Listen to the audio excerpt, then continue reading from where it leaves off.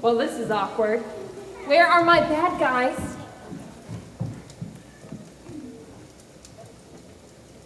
Yes. Hello. Yeah. Yes, it's me.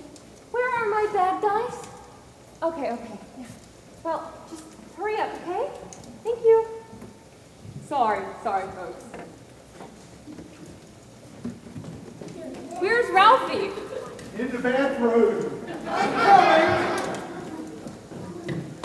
How many times have I reminded you people to be on time? We were watching I Love Lucy, and we just lost track of time. Seriously? I Love Lucy? Okay, we're ready. All right. If you guys remember from yesterday, chapter 3 ended with Margot suddenly taking off on the dog sled and Wendy chasing after her. Then, our 3 treasure hunters, seizing the opportunity, went to the cabin door. And so now the story continues with chapter 4, Lost and Found.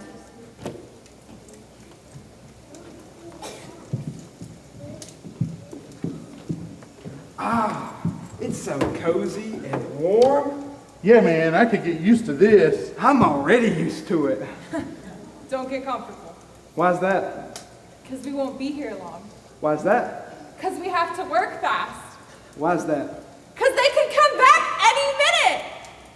Why's that? And stop saying, why's that?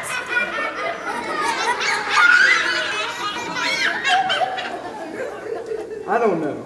Maybe it's just me, but I think Bobby has anger issues. Thanks, Ralphie. I'll make a note of that. This is so exciting. I have never searched for buried treasure before. Have you? Sure. Haven't you ever gotten a box of Cracker Jacks? But I'm talking about gold, not plastic toys.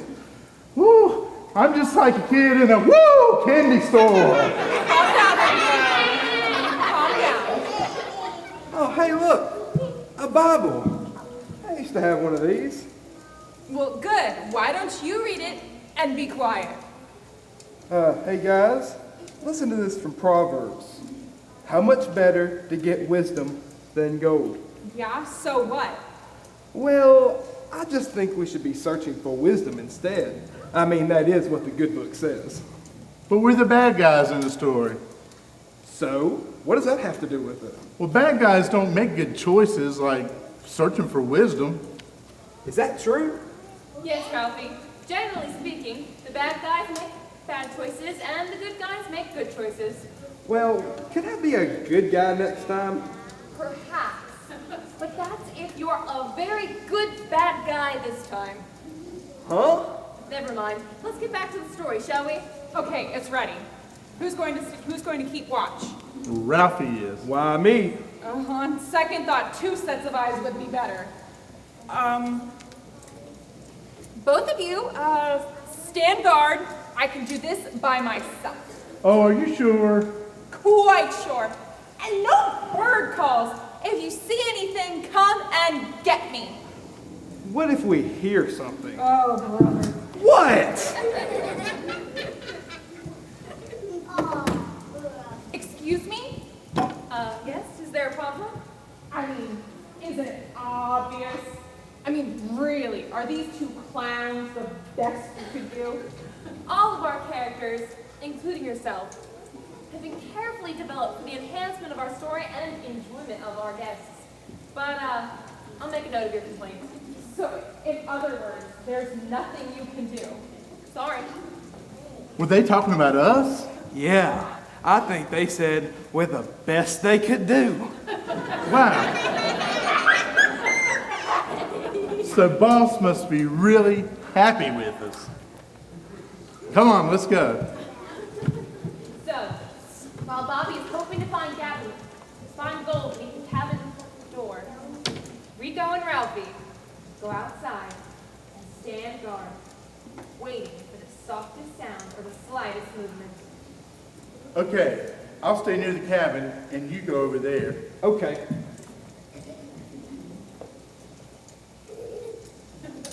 What did you say? Who? Me? I didn't say anything. What was that? What was what? I think we should switch places. Why? Just because, that's all. Okay. What was that? What was what?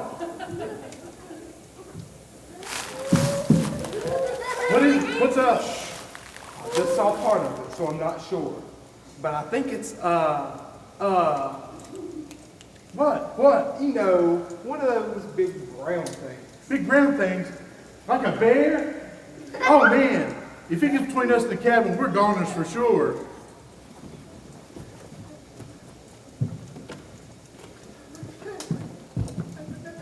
What's wrong? Ralphie saw a grizzly bear A grizzly? Where? behind the cabin. Um, I can't look. I don't see anything. Oh, it's there all right. It sounded like it was at least 10 feet tall. What, isn't that right, Ralphie? What's 10 feet tall? Oh wait, I do see something. But it's not a bear, you goofball. What is it? It's one of those big brown things. A beaver! Beaver! That's it! Why didn't you tell me it was a beaver? Couldn't think of its name.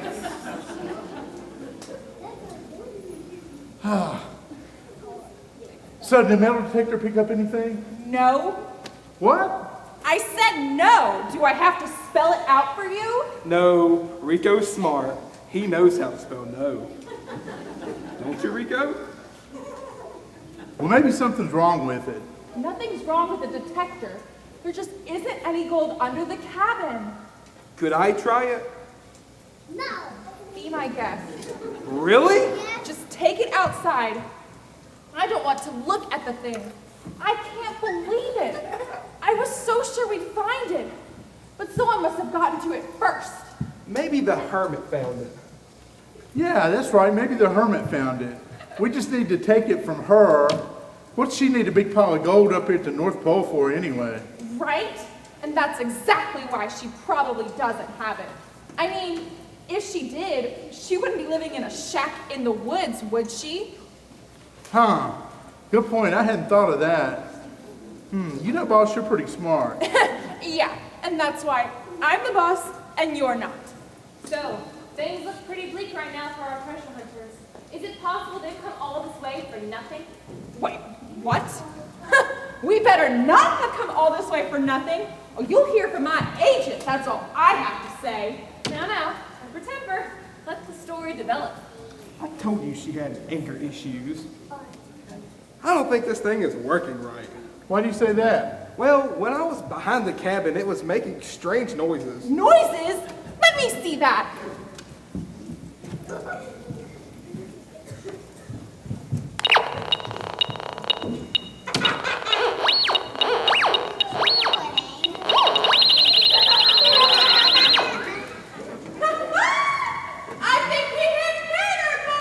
Yeehaw! Did I do good, boss? Yes, Robert. Finally, you did good.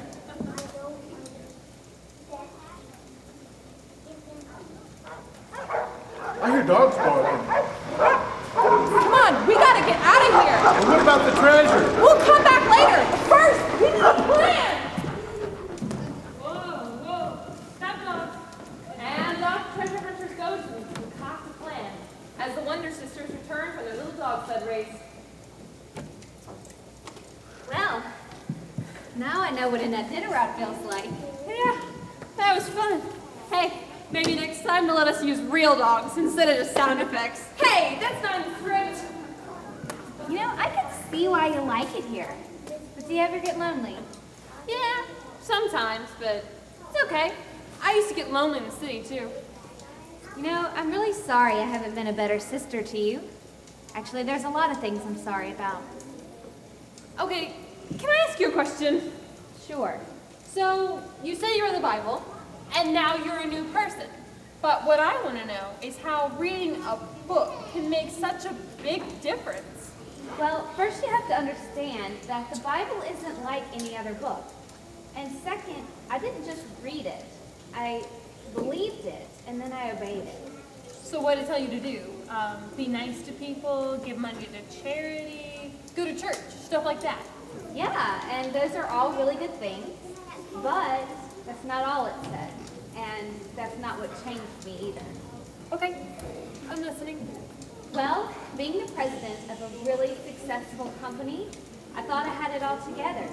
But when I read the Bible, I realized that I really didn't. I had a serious problem. What's that? Sin. I had sinned against a perfect and holy God. I had broken his law, and it would have been bad enough if I'd only done it once, but I had done it over and over again. Yeah, but nobody's perfect. No, and that's the problem. We're all sinners, every one of us. And the penalty for sin, even one little sin, is death and separation from God forever. So you do good things to cancel out the bad, and that's how you get to heaven, right? Wrong. That's what a lot of people think. That's not right. It's not even close. And the fact is, there's really not anything we can do to save ourselves. Well, if that's the case, then it sounds pretty hopeless. Well, it would be if God had not provided a way, but the good news is, he did. And so, Margot opened up the scriptures and explained to her sister the rest of the gospel message. That because of God's amazing love, he didn't leave us in our hopeless condition, but sent his son, Jesus, to earth 2,000 years ago to pay the penalty that we deserved. He lived a perfect life, died on the cross for our sins, and then he rose from the grave 3 days later, just like he said he would. And so now, to receive God's forgiveness, we must admit our need, turn away from our sins, and trust in Jesus, and only Jesus to save us. Because when we do, the Bible promises that God will wash away our sins and join us into his forever family. So, later that day, after a lengthy conversation, a wonderful thing happened. Wendy joined her sister in the family of God. And so, that's the end of chapter 4. But make sure you're here tomorrow as we see the exciting conclusion to our story.